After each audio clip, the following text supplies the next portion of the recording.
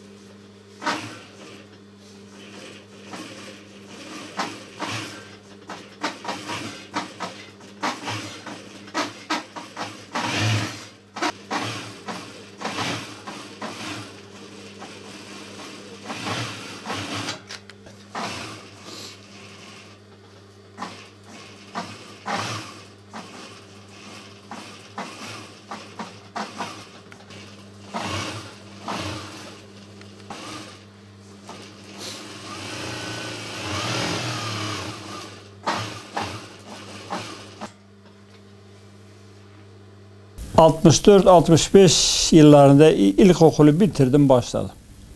Hala devam ediyoruz. Vallahi başlangıç Araban'da başladım. Orada benim dükkan vardı, gömlek, pantolon üzerine. Tekrar orada dükkanı bıraktım, Antep'e geldim.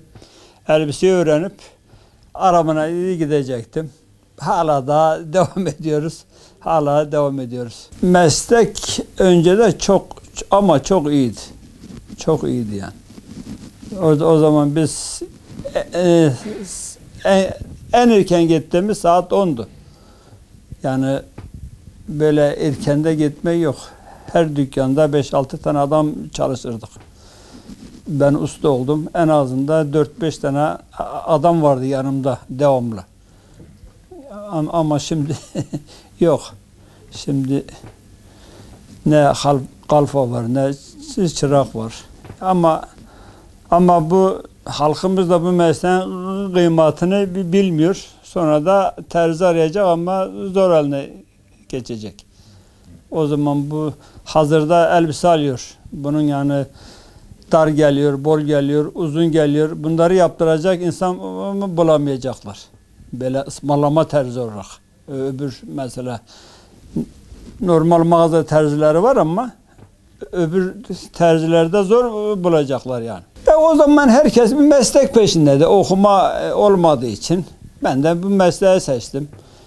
Dediğim gibi Araban'da başladık, Antep'te devam ettik. Hala devam ediyoruz. Bu hemen işte 65'ten beri mesleğin içindeyim. 65 yıllarında. 1965 yılında belli mesleğe devam ediyoruz. Severek yapıyoruz.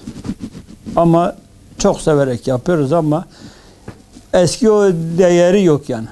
Halk gözünde değeri yok. Adam buraya geliyor. Biz her tarafını el işi. Hiçbir tane şu yanlar hariç bir makine olan öbürleri hep el işi. Emek, sade emek ama adam hazırdaki elbiseyi bizimkine aynı ki kefeye koyuyor. Koymak istiyor yani. Fakat o yüzden pek şeyi yok yani, halk içinde bir değeri yok. Meslekler ölüyor. Mesleklerin ölmesi de bu 12 yıla çıkması, elimizde bir çırak bulamıyoruz. Yani o yüzden bu mesleklerin çok ölecek yani. 3 kızım vardı, bir oğlum vardı. Kızlara verdik. Oğlan da bu sene okulu bitir, üniversiteyi. Mimar oldu inşallah. Yani Dersleri bitti.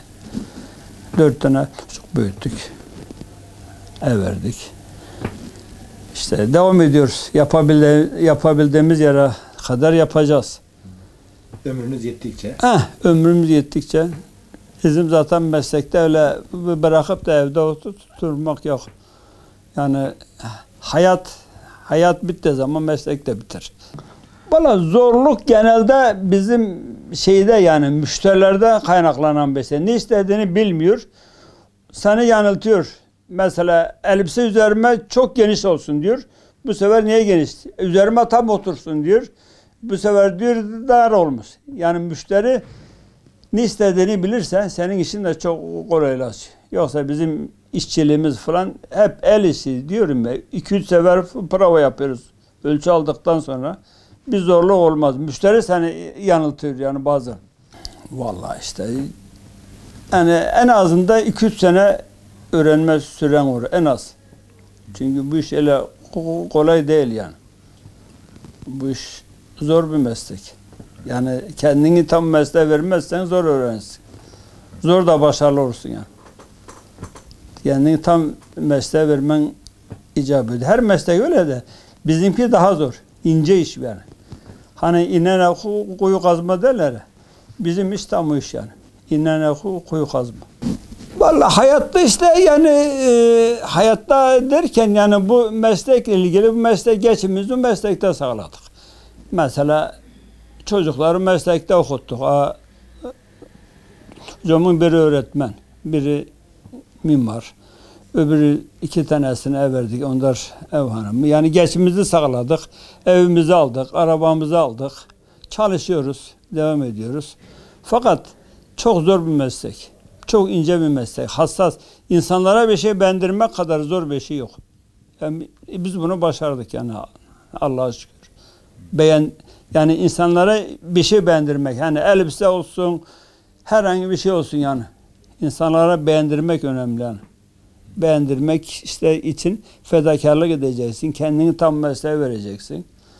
Yani bu mesleği severek yapacağız. Hangi meslek olursa olsun. Fakat bizim meslek daha çok kendini vereceksin. Yani severek yapacaksın. Geçimini sağlıyorsun ama bir de adam mesela müşteri sana hani seni gördüğü zaman ya bu benim terzim, bu benim ustam birine takdim ettiği zaman o sana daha büyük bir moral oluyor yani. Seni daha bu mesleğe daha çok emek vermek için seni şey yapıyor yani. Yani bir pantolon olsun, ceket olsun. Müşterinin üstüne görünce Mutlaka. öğreniyorsun değil mi? Tabii. Yani müşteri de beğendiği gibi hele daha çok mutlu oluyorsun. Ya parasına yapıyorsun ama o da sana ayrı bir zevk veriyor yani.